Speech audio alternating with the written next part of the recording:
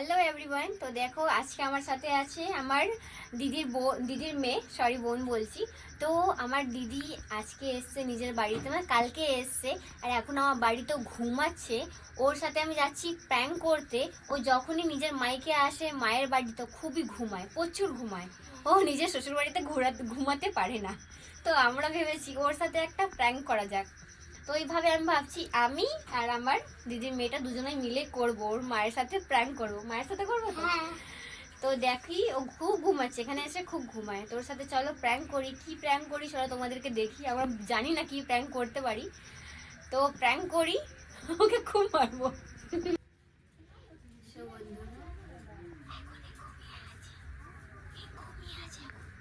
একটু মুখে গিয়ে এক থাপ্পড় মারবো, দেখি তুলতে পারে, উঠতে পারছে না। ঠিক আছে?